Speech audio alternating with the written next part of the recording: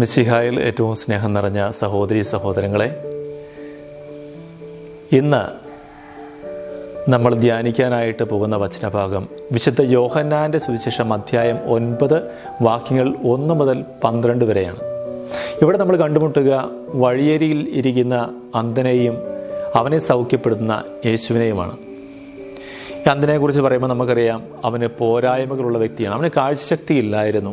പക്ഷേ ദൈവം തമ്പുരാൻ അവൻ്റെ ജീവിതത്തിലേക്ക് ഇറങ്ങി വന്നു കഴിഞ്ഞപ്പോൾ, ക്രിസ്തുവാകുന്ന പ്രകാശം അവൻ്റെ ജീവിതത്തിലേക്ക് വീശിയപ്പോൾ അവൻ്റെ അന്ധതയെല്ലാം മാറുകയാണ്. അവൻ്റെ ബാഹ്യമായ അന്ധതകൾ മാറുന്നു. അവൻ യേശുവിനെ തിരിച്ചറിഞ്ഞു. അഗസ്തീനോസ് പുണ്യവാളൻ ദൈവിക അനുഭവത്തെക്കുറിച്ച് ഇപ്രകാരമാണ് പറയുക: taste and see the goodness of the Lord. ഒരിക്കൽ നീ കർത്താവിൻ്റെ സ്നേഹം അറിഞ്ഞു കഴിഞ്ഞാൽ, കർത്താവിനെ തിരിച്ചറിഞ്ഞു കഴിഞ്ഞാൽ, ദൈവവുമായിട്ട് ഒരു ആത്മീയമായ ബന്ധം നിനക്ക് സ്ഥാപിച്ചെടുക്കുവാനായിട്ട് സാധിക്കുന്നുണ്ട് എങ്കിൽ, പ്രിയമുള്ളവരെ, അന്ന് നിൻ്റെ ജീവിതം മുഴുവനായിട്ടും മാറ്റപ്പെടുവാനായിട്ട് പോവുകയാണ്. കാരണം ഇതുപോലെ ജീവിതത്തിൽ മാറ്റങ്ങൾ വന്ന ഒത്തിരിയേറെ വ്യക്തികളെക്കുറിച്ച് നമ്മൾ ബൈബിളിൽ വായിക്കുന്നുണ്ട്. അതിൽ ഉദാഹരണമായിട്ട് പറയുകയാണെങ്കിൽ വിശുദ്ധ പൗലോസ് ശ്ലീഹ, അവൻ ഡമാസ്കസിലേക്കുള്ള യാത്രാമധ്യേ അവൻ ക്രിസ്തുവിൻ്റെ പ്രകാശം അവൻ കാണുകയാണ്. അവൻ നിലംപതിച്ചു. അവന് പിന്നീട് വന്ന മാറ്റങ്ങൾ നമുക്ക് ബൈബിളിൽ വായിച്ചു കേൾക്കാൻ സാധിക്കും. അവൻ പിന്നീട് ക്രിസ്തുവിൻ്റെ ഏറ്റവും പ്രിയപ്പെട്ട ശിഷ്യനായിട്ട് മാറുകയാണ്. ക്രിസ്തുവിൻ്റെ പോരാളിയായിട്ട് തിരികെയാണ്. ക്രിസ്തുവിനെ സ്നേഹിക്കുന്നവനും ക്രിസ്തുവിനെ മറ്റുള്ളവരുമായിട്ട് പങ്കുവയ്ക്കുന്നവരുമായിട്ട് തിരികെയാണ്. അതുകൊണ്ട് പ്രിയമുള്ളവരെ, നമ്മൾ ചെയ്യേണ്ട ഒരേ ഒരു കാര്യം എന്താണെന്ന് വെച്ച് കഴിഞ്ഞാൽ, ക്രിസ്തുവുമായിട്ടുള്ള ഒരു അഭേദ്യമായ ബന്ധം നമുക്ക് വേണം. അപ്പോൾ നിനക്ക് എന്ത് കുറവുകളുണ്ടെങ്കിലും എന്ത് പോരായ്മകളുണ്ടെങ്കിലും അവൻ അത് എടുത്തു മാറ്റുവാനായിട്ട് നിൻ്റെ ജീവിതത്തിലേക്ക് ഇറങ്ങി വരികയും നിൻ്റെ ജീവിതത്തിലേക്ക് അവൻ്റെ പ്രകാശം വീശുകയും ചെയ്യും. യോഹന്നാൻ്റെ സുവിശേഷം അധ്യായം 10 വാക്യത്തിൽ നമ്മൾ വായിക്കുന്നു: ഞാൻ വന്നിരിക്കുന്നത് ജീവനുണ്ടാകുവാനും അത് സമൃദ്ധമായി ഉണ്ടാകുവാനും വേണ്ടിയിട്ടാണ് എന്ന്. നിന്റെ ജീവിതത്തിൽ എന്തെല്ലാം പോരായ്മകളുണ്ടോ ആ പോരായ്മകളെല്ലാം എടുത്തു മാറ്റി നിനക്ക് ഉണർവും ഉന്മേഷവും സന്തോഷവും സമാധാനവും നൽകുവാനായിട്ടാണ് കർത്താവ് വന്നിരിക്കുന്നത്. നീ ചിലപ്പോൾ രോഗാവസ്ഥയിലായിരിക്കാം, സമാധാനമില്ലാത്ത അവസ്ഥയിലായിരിക്കാം, ചിലപ്പോൾ ഒത്തിരി സാമ്പത്തിക ക്ലേശങ്ങൾ അനുഭവിക്കുന്ന അവസ്ഥയിലായിരിക്കാം, മറ്റെന്തെങ്കിലുമൊക്കെ അവസ്ഥയിൽ നീ ആയിരിക്കാം. പക്ഷേ ആ അവസ്ഥയിൽ നിന്നെല്ലാം കർത്താവിന് നിന്നെ മോചിപ്പിക്കുവാനായിട്ട് സാധിക്കും. കർത്താവിന് നിന്നെ കരകയറ്റുവാനായിട്ട് സാധിക്കും.